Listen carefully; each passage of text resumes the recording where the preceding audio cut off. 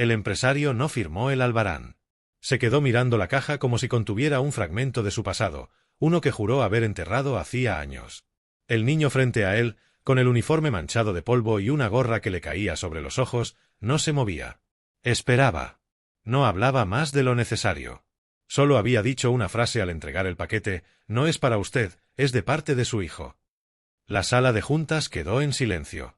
Los asistentes que estaban detrás del cristal dejaron de hablar. La recepcionista, que había acompañado al niño hasta allí, retrocedió un paso.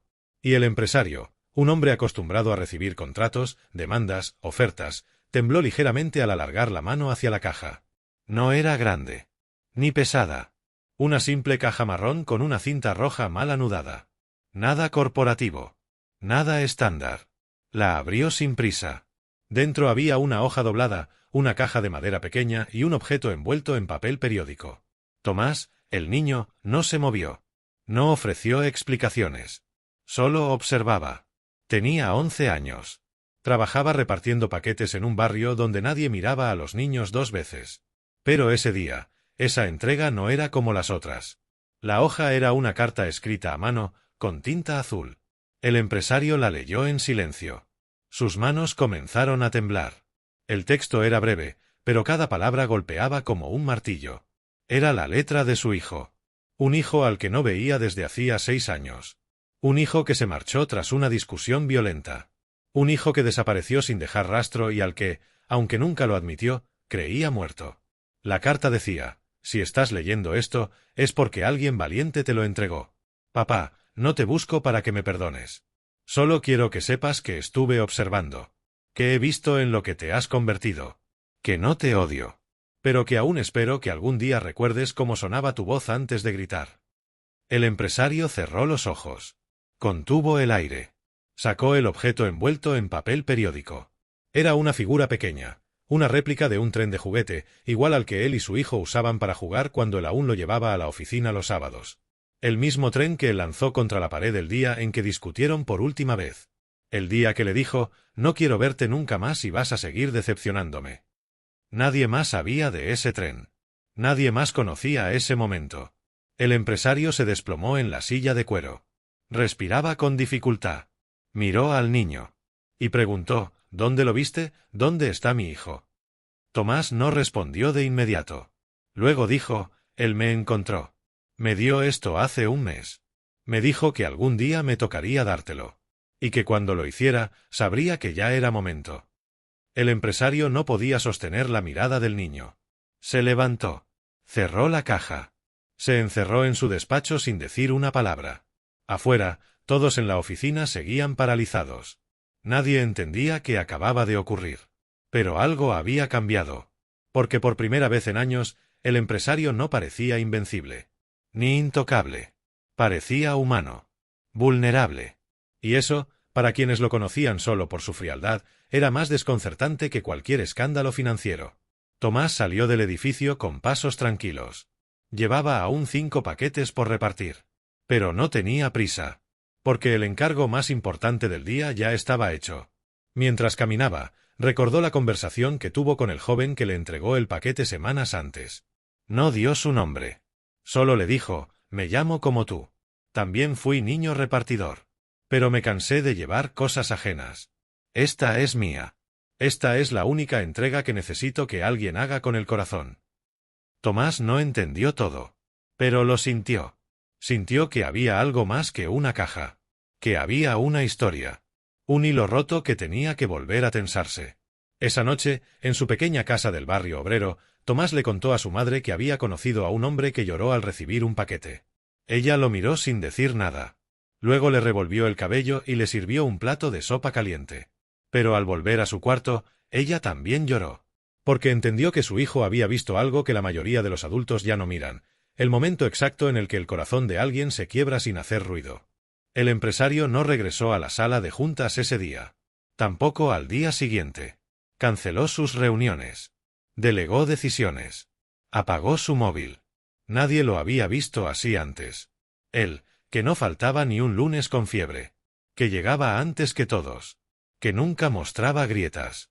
Ahora estaba encerrado en su oficina, con las persianas bajadas, sentado frente a una caja de cartón con una cinta roja suelta y una figura de tren sobre la mesa. Durante horas no hizo nada más que releer la carta. A ratos en voz baja, a ratos en silencio. Intentaba imaginar cómo era ahora la voz de su hijo. Cómo lucía. Si había cambiado. Si estaba bien. Pero sobre todo, si había alguna manera de revertir todo lo que ocurrió aquel día. Aquella discusión que rompió lo poco que aún quedaba entre ellos. Había sido una tarde fría. Una pelea absurda por una decisión universitaria. Él quería que estudiara economía. El chico quería dedicarse al arte. Dijo que no se sentía parte de esa oficina, que el ruido de los teclados y las juntas le quitaban el aire. El empresario, entonces solo un padre iracundo, dijo que eso era de perdedores. Que no malgastaría su dinero en estupideces. Que si salía por esa puerta, no volviera. Y el muchacho se fue. Sin gritar. Solo se fue. Pasaron días, luego meses. Nunca lo buscó. No porque no lo pensara, sino porque el orgullo, en su caso, pesaba más que la culpa. Y ahora, con esa carta entre las manos, entendía que su hijo había estado cerca. Lo suficiente como para observarlo. Para elegir un mensajero.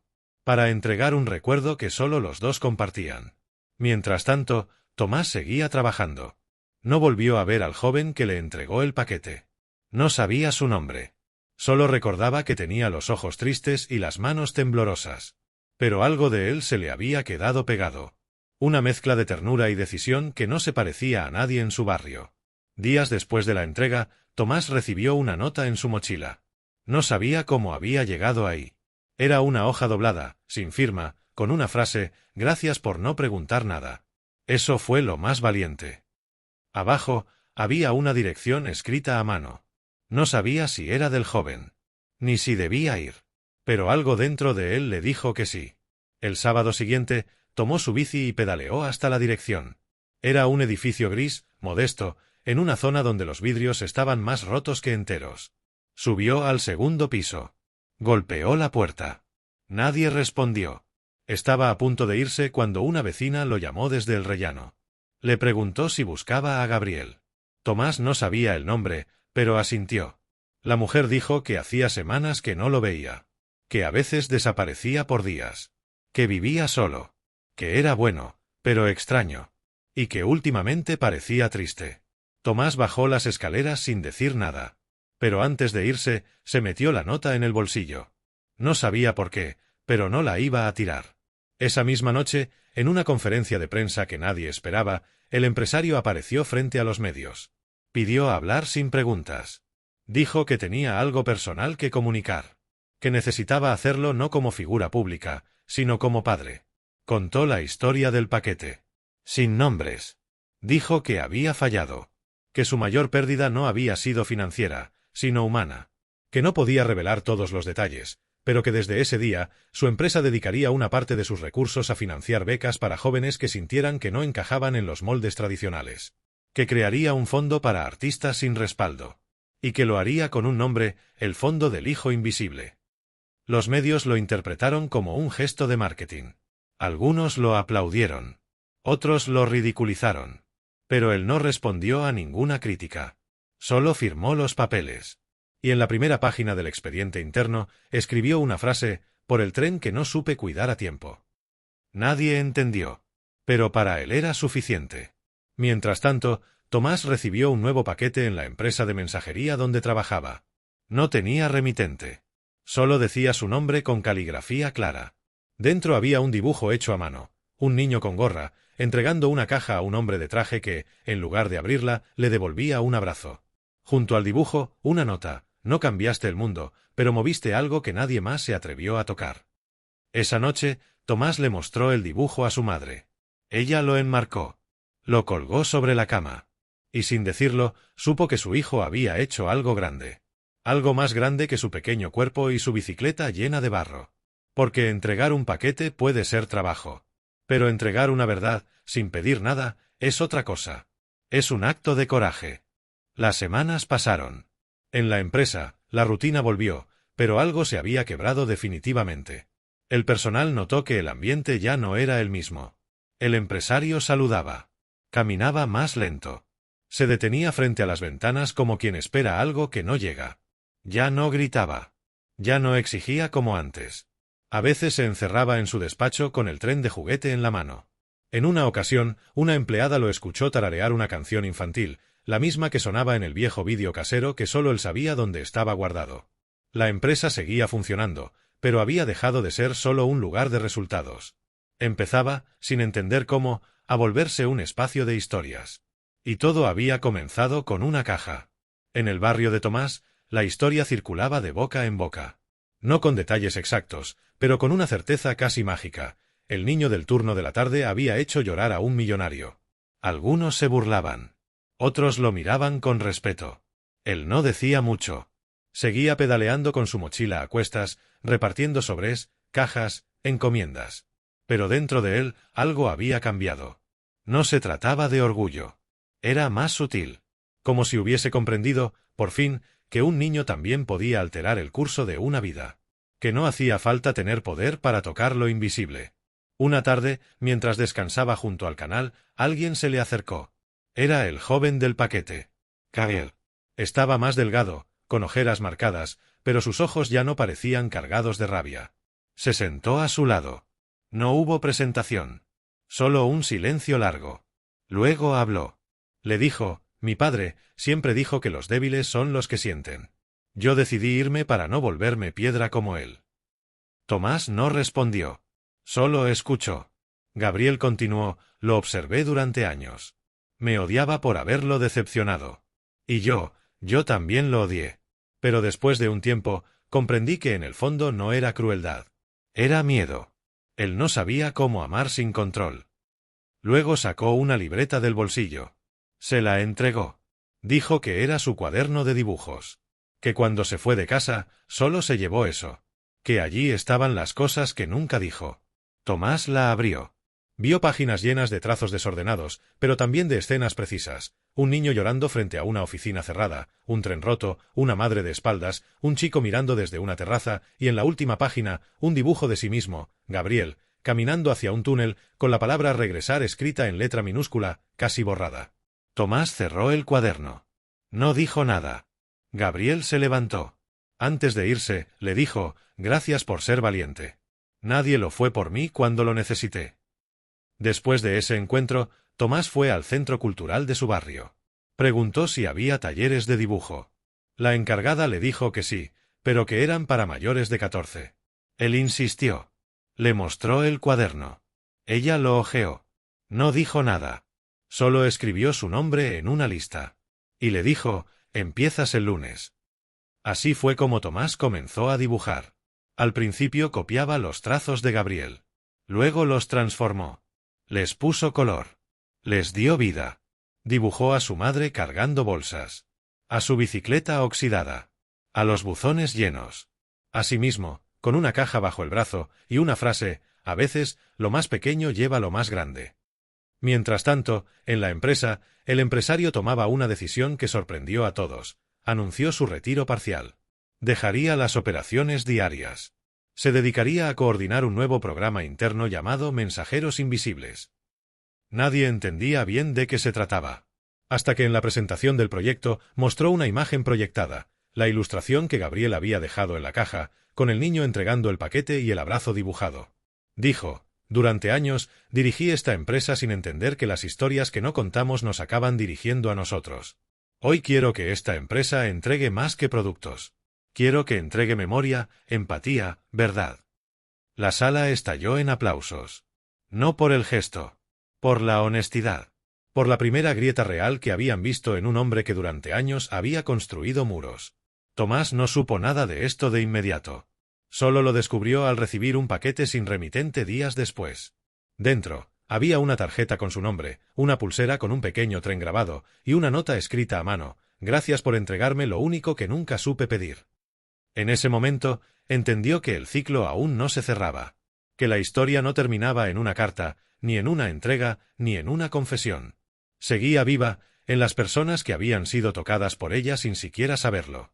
El empresario volvió a ver a su hijo por primera vez en una cafetería del centro. Fue Gabriel quien eligió el lugar, una mesa cerca del ventanal, lejos del ruido. Cuando su padre llegó, llevaba en las manos una caja pequeña, igual que aquella que Tomás le había entregado semanas atrás. Gabriel no preguntó qué había dentro. Tampoco se levantó a abrazarlo. Solo lo miró. Y durante segundos, que parecieron años, ninguno habló. El empresario dejó la caja sobre la mesa y se sentó. Después dijo: «Pensé que era valiente cuando construí todo esto. Y ahora sé que solo era un hombre escondiéndose detrás de paredes y balances». Gabriel no respondió. Lo escuchó. Y en ese silencio estaba su respuesta. Luego tomó la caja. La abrió. Dentro había una fotografía antigua. Él, su padre y un tren de juguete. Sonreían. Era antes del ruido, antes de los gritos. Abajo de la foto, un papel doblado. Lo desdobló. Era un contrato. No uno legal. Uno escrito a mano. Decía: «Prometo no gritarte más. No porque tú hayas cambiado, sino porque yo por fin aprendí a escuchar». Gabriel cerró la caja, bajó la mirada y susurró: «Gracias». Esa fue la única palabra que cruzó el aire entre los dos. Y bastó. Mientras tanto, Tomás seguía dibujando. Había llenado 2 cuadernos. Su madre lo inscribió en una beca local sin decirle nada. Cuando fue aceptado, lloró en silencio mientras él dormía. Lo despertó con una merienda especial y una carta. Dentro, el sobre de la fundación decía: «Tu talento cuenta historias que los adultos ya no saben contar». Él no entendía del todo qué significaba. Pero esa tarde, cuando pedaleó hasta el centro cultural para su primera clase formal, llevó consigo el cuaderno de Gabriel. No por nostalgia. Por respeto. Porque sabía que nada de lo que hacía ahora sería posible si alguien no le hubiera pedido un día que entregara una caja. En la empresa, el programa Mensajeros Invisibles comenzó a expandirse. Cada mes, se seleccionaban empleados que habían vivido historias difíciles y querían compartirlas. No en discursos. En cajas. En objetos. Un botón, una carta, una pulsera, una hoja con un dibujo infantil. Y esas cajas eran entregadas, sin destinatario fijo, a otras personas de la empresa. Gente al azar. Gente que no esperaba recibir nada. Y cuando abrían la caja, encontraban una historia. Una verdad que no era suya, pero que de alguna forma los tocaba. Y así, sin grandes anuncios, la empresa empezó a cambiar. No en cifras. En algo más sutil. En la forma en que se saludaban. En el tiempo que se daban. En las pausas. Porque sabían que, quizá, cualquiera podía estar cargando una caja que aún no se atrevía a abrir. Gabriel empezó a exponer sus dibujos en una pequeña galería. Nunca usó su apellido. Solo firmaba como G. Su estilo era reconocible: figuras en movimiento, cajas abiertas, trenes que salían del marco. Una de esas obras fue comprada por el propio empresario. La colgó en su despacho. Pero no dijo a nadie quién la había pintado. La colocó sobre la estantería donde antes solo había diplomas. Un día, uno de sus empleados se atrevió a preguntarle por qué había un dibujo infantil en medio de una oficina tan seria. Él sonrió. Y dijo: «Porque me recuerda que hay cosas que llegan tarde y aún así, llegan». Tomás, por su parte, siguió repartiendo. Pero ya no solo entregaba sobres. A veces entregaba dibujos. Pequeñas notas. Frases que copiaba de los libros de la biblioteca. Nadie sabe lo que hay en una caja hasta que la abre con el corazón. A veces los clientes lo miraban raro. Otras, lo abrazaban. Un hombre le pidió que lo acompañara a entregar una caja a su exesposa. Una señora le ofreció pagarle para escribir cartas para su nieta. Y así, sin buscarlo, Tomás empezó a entregar cosas que no se compran ni se pesan. Cosas que no caben en el sistema postal. Cosas que solo un niño que no pide nada puede entregar con total verdad. Una tarde, al regresar a casa, encontró una caja frente a su puerta. No tenía remitente. Solo decía: «Gracias por recordarnos que todavía hay quienes entregan sin esperar». Dentro había una bicicleta nueva, un estuche con lápices de colores profesionales y una carta. Decía: «Hoy hay miles de paquetes esperando a alguien que no los abra con prisa. Ojalá tú nunca pierdas la paciencia. El mundo necesita más repartidores como tú». Tomás no supo quién la había enviado. Pensó en Gabriel. En el empresario. En su madre. Pero luego pensó que, quizás, era de todos. O de ninguno. Cerró la caja, sonrió, y al día siguiente volvió a pedalear por las calles con la mochila a cuestas. Porque entendía, en lo más profundo de sí, que algunas historias no se escriben para ser leídas. Se viven. Se entregan. Se sueltan. Y si tienes suerte, regresan en forma de abrazo.